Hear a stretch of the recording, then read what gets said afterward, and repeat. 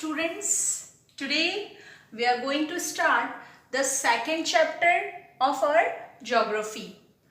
The second chapter is land, soil, water, natural vegetation and wildlife resources.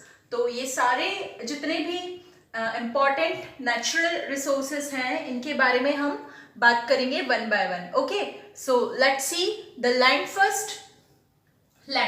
Land is the most important natural resources, है ना. ये बहुत ही important natural resources में से एक है. It covers only about 30% of the earth surface. हमारे अर्थ के सरफेस का सिर्फ और सिर्फ 30% क्या कवर करता है? लैंड कवर करता है. मीन्स हमारे अर्थ का जो पूरा टोटल सरफेस है उसका 30% सिर्फ लैंड है. Right. All part of this percent are not habitable. अब देखिए हैबिटेबल क्या है बेटा? 30 और सिर्फ 30% लैंड है ना. पूरे अर्थ सरफेस का 30% ही लैंड है और उस 30% का भी जो पूरा पार्ट है वो रहने लायक, हैबिटेबल में रहने लायक नहीं है, है ना. ये 30% को भी हम नहीं कह सकते कि इस पूरे 30% पे हम लोग रह सकते हैं. राइट. अब देखिए फिर क्या है बेटा? देखिए रेगिस्ड topography, steep slopes of mountain, low-lying areas susceptible to water logging, desert area, thick forest areas are normally sparsely populated or uninhabited. देखिए फिर क्या है? ये हम लोग रेजिड मीन्स उबड़ खाबड़ टोपोग्राफी, है ना. मीन्स कैसी भी ऊंची नीची जगह है ना. और step slopes of mountains means mountains भी कहीं भी कैसे भी बने हुए हैं, है ना. और जो वाटर है, पानी भी कैसा है बेटा? मीन्स कहने का मतलब ये है कि उबड़ खाबड़ जगह और है ना माउंटेन्स और पानी और डेजर्ट एरिया और घने फॉरेस्ट जो है वो, है ना. ये सारी चीजें जो है क्या है? ये रहने लायक नहीं है ना. अनइनहैबिटेड है और यहाँ पर लोग बहुत ही मुश्किल से रह पाते हैं या नहीं रह सकते. ठीक है. तो ये सारे इस 30% एरियाज को छोड़ के बेटा क्या है? ये सारा एरिया है हमारे अर्थ सरफेस का. राइट. नाउ फिर अगर इस एरिया पे नहीं रह सकते तो फिर कौन सा एरिया हम यूज कर सकते हैं? देखिए लिखा है plain and river valleys offer suitable land for agriculture, है ना. एग्रीकल्चर के लिए जो प्लेन्स है ना, प्लेन जगह है या फिर रिवर वैलीज है, किसी नदी के किनारे वाली जो जगह है ना, ये सुटेबल लैंड हमें प्रोवाइड करती है. किस चीज के लिए? एग्रीकल्चर के लिए. राइट.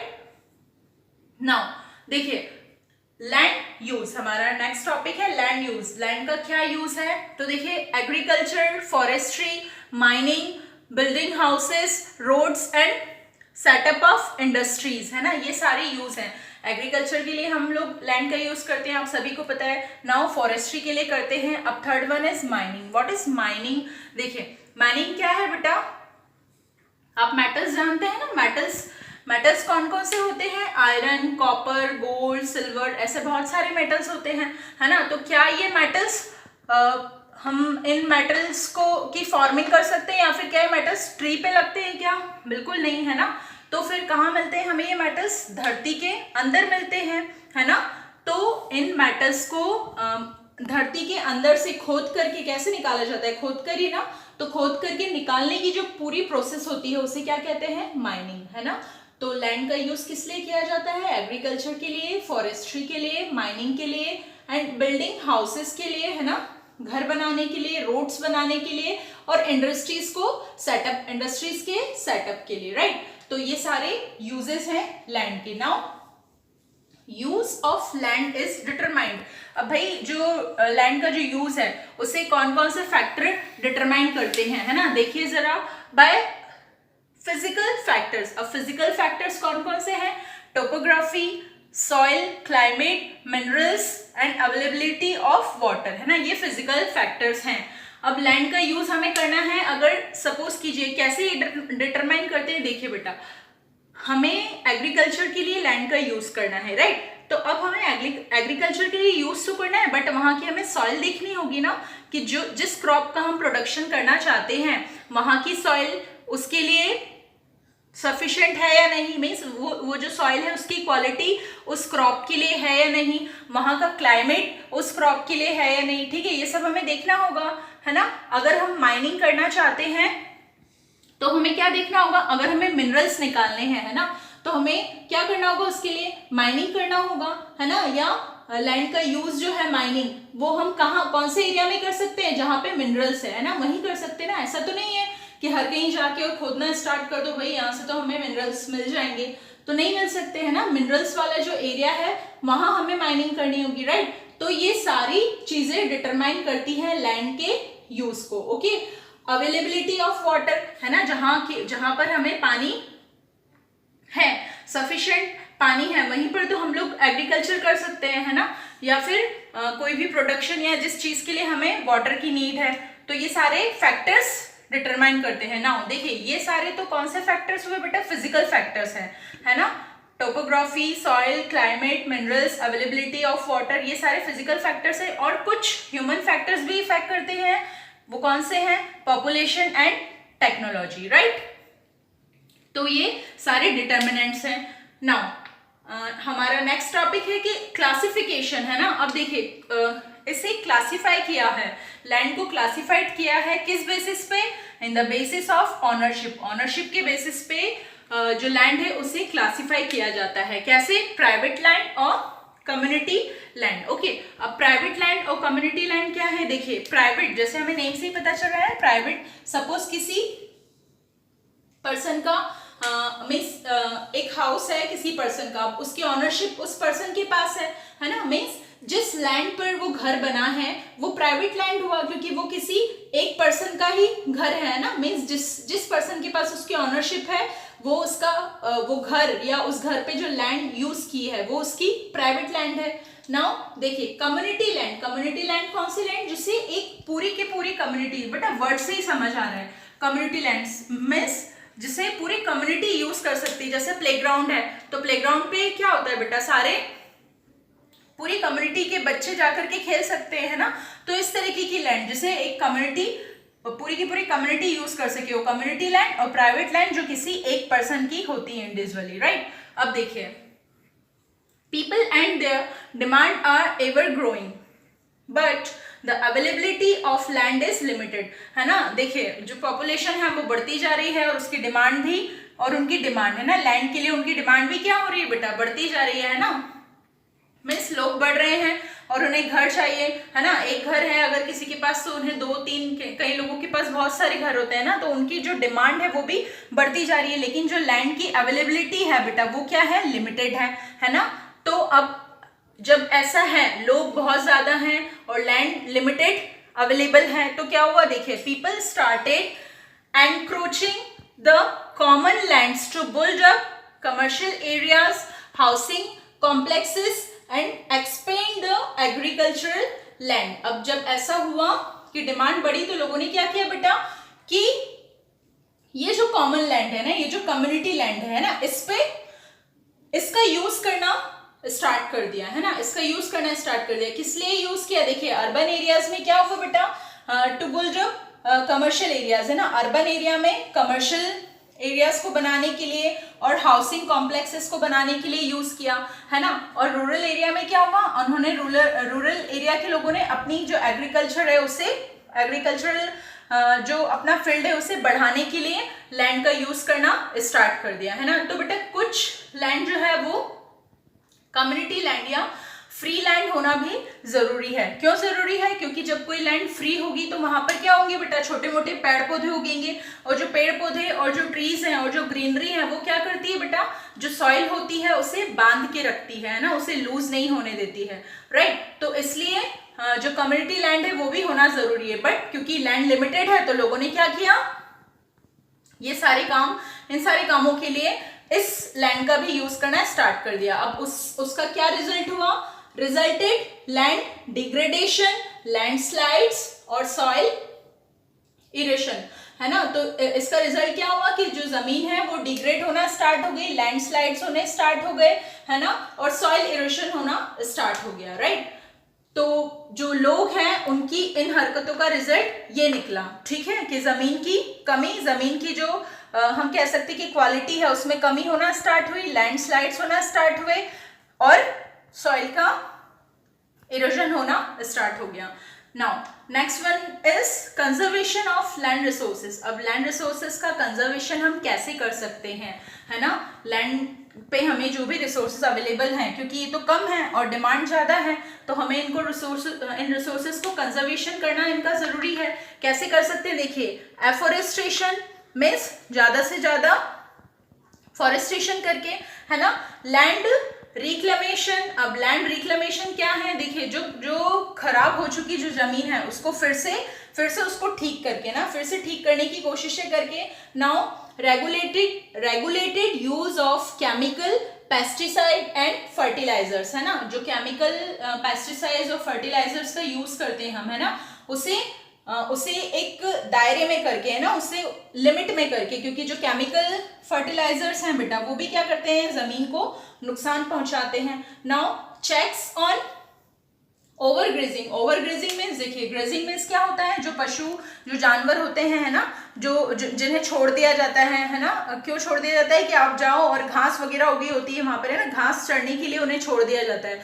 तो जब ओवरग्रेजिंग होता है ना, जब जो पशु है वो उसको खाते रहते हैं, तो क्या होता है बेटा, पूरी की पूरी ग्रीनरी उखड़ जाती है और फिर वो जो सॉइल है वो लूज हो जाती है। तो यहाँ पर ओवरग्रेजिंग को भी हमें चेक करना होगा, है ना, ताकि जो जमीन है ना, उसकी जो लैंड है उसकी जो क्वालिटी है वो बनी रहे। ओके, तो ये सारे चीजों से हम क्या कर सकते हैं, लैंड रिसोर्सेज को उनका कंजर्वेशन कर सकते हैं, right. Now move on to the, देखिए हमने लैंड पढ़ा, अब हम देखेंगे सॉइल।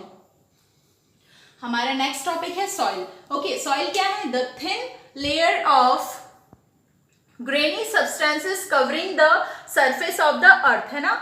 एक जो अर्थ है उसकी सरफेस, है ना, मीन्स ऊपर वाली, सबसे ऊपर वाली जो परत है ना, एक पतली सी परत, ओके, जो दानेदार पतली सी परत है उसे हम क्या कहते हैं, सॉइल कहते हैं, सबसे ऊपर वाली जो परत है, राइट।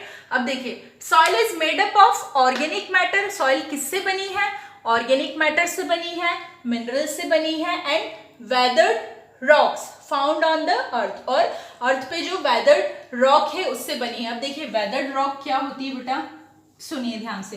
वेदर्ड रॉक मीन्स जो चट्टाने हैं, है ना, चट्टाने कई साल पुरानी जो चट्टान बनी हुई है ना, चट्टाने बनी है बट बहुत सालों पहले, है ना, हम कह सकते हैं थाउजेंड्स ऑफ ईयर और हंड्रेड्स ऑफ ईयर से क्या होता चला जाता है उन चट्टानों में, क्योंकि वेदर चेंज होते जाते हैं ना बेटा, क्लाइमेट चेंज होता जाता है, कभी तो बहुत गर्म क्लाइमेट होता है, कभी बहुत ज्यादा बारिश होती है ना, तो और हजारों सैकड़ों सालों से क्या होता है उस क्लाइमेट का उन रॉक्स पे क्या होता है बेटा, इफेक्ट पड़ता है ना। तो धीरे धीरे क्या होता है वो रॉक्स टूट के और छोटे छोटे टुकड़ों में टूटती जाती हैं, और उन रॉक्स में फिर क्या मिलता है, देखिए हजारों सैकड़ों सालों पहले की हम बात कर रहे हैं ना, तो बेटा क्या होता है कि जो ट्रीज हैं, है ना, ट्री और प्लांट है ना, तो उनके जो पार्ट्स हैं वो भी उनमें मिलते जाते हैं, है ना, जब टूटते हैं तो ये क्लाइमेट के चेंजेस होने की वजह से ट्री प्लांट के जो पार्ट्स हैं और एनिमल्स के जो पार्ट्स हैं और ह्यूमन बींग्स के जो पार्ट्स हैं ना, जो लोग मर जाते हैं, या एनिमल्स और ट्री प्लांट्स है ना, मरने के बाद इनके सारे पार्ट्स भी क्या होते हैं उसमें मिक्स हो जाते हैं, है ना, रॉक के टुकड़ों में, और फिर इससे क्या बनती है, सॉइल बनती है, राइट। तो soil is made up of organic matter, minerals and weathered rocks found on the earth. Okay, this happens through the process of weathering. ये कैसे होता है, प्रोसेस ऑफ वेदरिंग। अभी मैंने आपको वेदरिंग की प्रोसेस बताई ना, बहुत लंबी प्रोसेस है, कई सालों से ये प्रोसेस होती आ रही है। तो ये जब प्रोसेस होती है तो इस प्रोसेस से, वेदरिंग की प्रोसेस से क्या होता है, सॉइल बनती है। Okay, the right mix minerals and organic matter make the soil fertile. अब सॉइल को फर्टाइल कौन बनाता है, जब उसमें मिनरल्स और राइट मिनरल्स और ऑर्गेनिक मैटर मिलते हैं, ये दोनों मिलकर के सॉइल को क्या बनाते हैं बेटा, फर्टाइल बनाते हैं, राइट। अब देखिए फैक्टर्स ऑफ सॉइल फॉर्मेशन। जो सॉइल जो बनती है, सॉइल के बनने के पीछे कौन कौन से फैक्टर्स रिस्पॉन्सिबल हैं वो हम यहाँ पर देखने वाले हैं। Factors of soil formation, let's see one by one.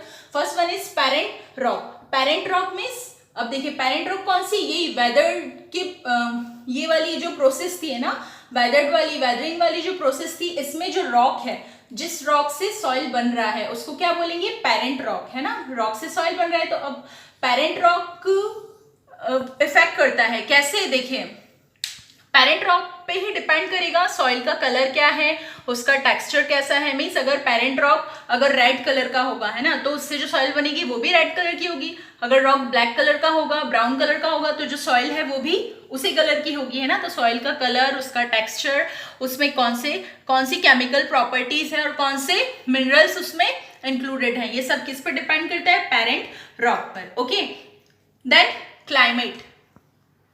Climate क्या डिसाइड करता है, देखिए बेटा, climate temperature, rainfall influence, rate of weathering and humus, है ना। रेट ऑफ वेदरिंग मीन्स कितनी रेट में, कितने मात्रा में वेदरिंग होगी, और ह्यूमस भी क्या है बेटा, वही इंपॉर्टेंट एलिमेंट है जो कि हमारी जो सॉइल है उसको फर्टाइल बनाता है, राइट। तो ये सब किस पे डिपेंड है, क्लाइमेट पे डिपेंड है ना।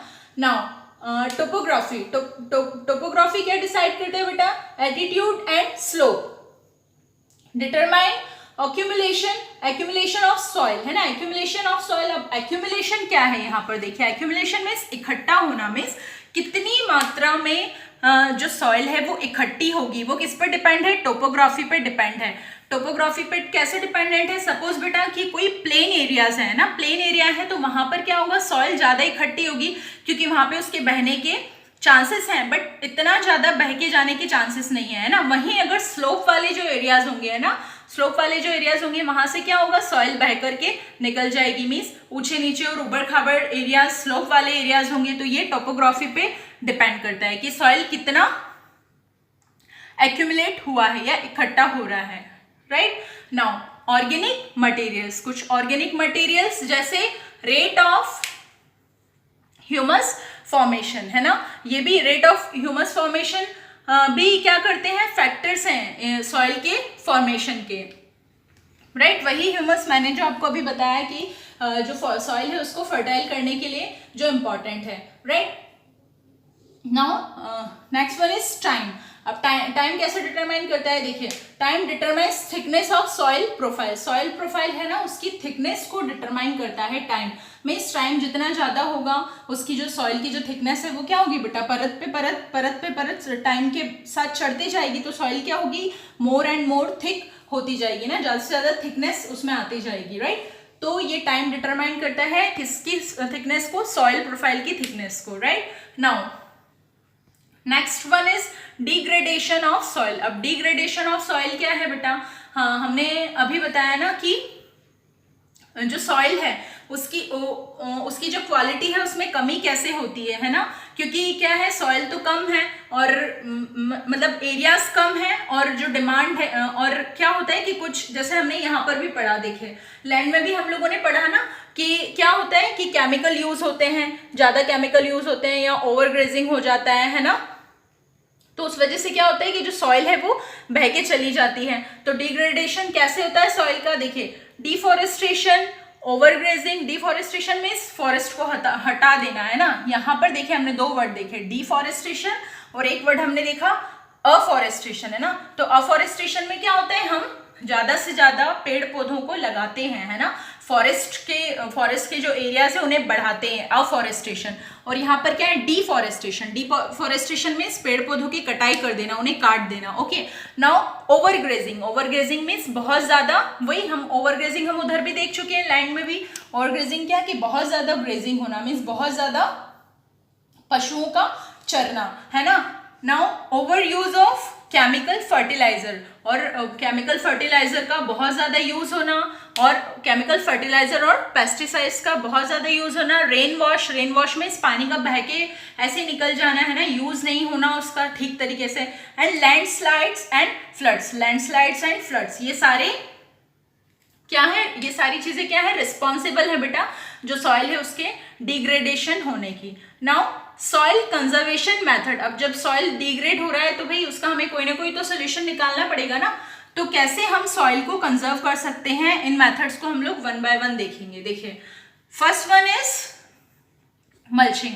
अब मल्चिंग क्या है बेटा, देखिए मल्चिंग एक प्रोसेस है जहां पर क्या होता है कि देखिए जैसे हमने ये एक फील्ड है पूरा का पूरा, है ना, ये एक फील्ड है, यहाँ पर हमने क्या किया, क्रॉप, ये एरिया क्या है, यहाँ पे हमने क्रॉप लगाई, है ना, फिर उसके बाद हमने इस एरिया पे क्रॉप लगाई और फिर इस एरिया पे क्रॉप लगाई। मीन्स ये जो बीच के एरिया है ना, यहाँ पर हमने क्या किया है बेटा, इसको छोड़ दिया है। इन एरियाज पे हमने कोई भी क्रॉप नहीं लगाई है, इन एरिया पे हमने कोई भी क्रॉप नहीं लगाई है।